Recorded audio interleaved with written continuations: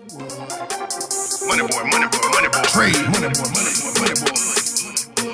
Trade. I want to bring the conversation back to the broken criminal justice system that is disproportionately negatively impacting black and brown people all across this country today.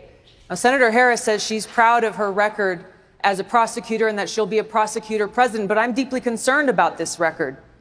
There are too many examples to cite, but she put over 1,500 people in jail for marijuana violations and then laughed about it when she was asked if she ever smoked marijuana. She blocked evidence.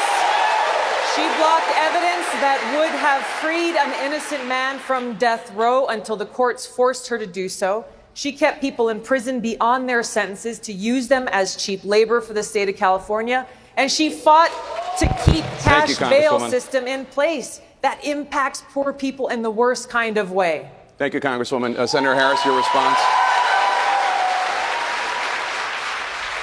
As the elected Attorney General of California, I did the work of significantly reforming the criminal justice system of a state of 40 million people, which became a national model for the work that needs to be done. And I am proud of that work.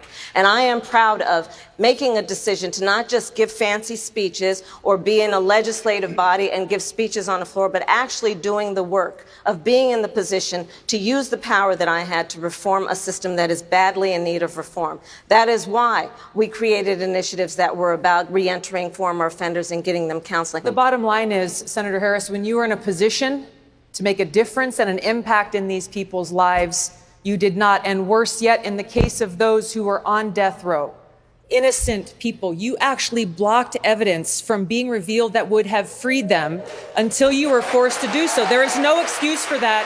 And the people who suffered under your reign as prosecutor, you owe them an apology. Our Democratic Party, unfortunately, is not the party that is of, by, and for the people. It is a party that has been and continues to be influenced by the foreign policy establishment in Washington, represented by Hillary Clinton and others' foreign policy, by the military-industrial complex and other greedy corporate interests. Senator Harris, any response? Oh, sure.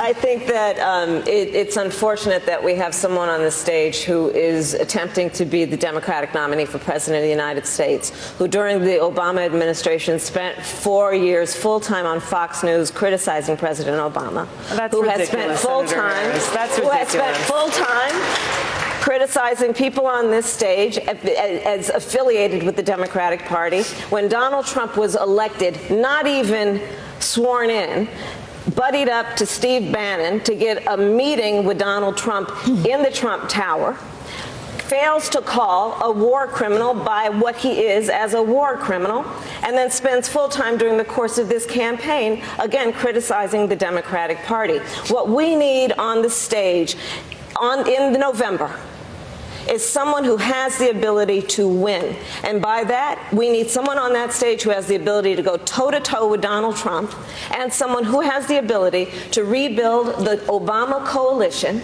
and bring the party and the nation together. I believe I am that candidate. Thank you, Senator. Yes. Congresswoman Gabbard, I'll give you a chance to respond. What Senator Harris is doing is unfortunately continuing to traffic in lies and smears and innuendos because she cannot challenge the substance of the argument that I'm making, the leadership and the change that I'm seeking to bring in our foreign policy, which only makes me guess that she will, as president, continue the status quo, continue the Bush-Clinton-Trump foreign policy of regime change wars, which is deeply destructive. MoneyBoy. Trade. MoneyBoy.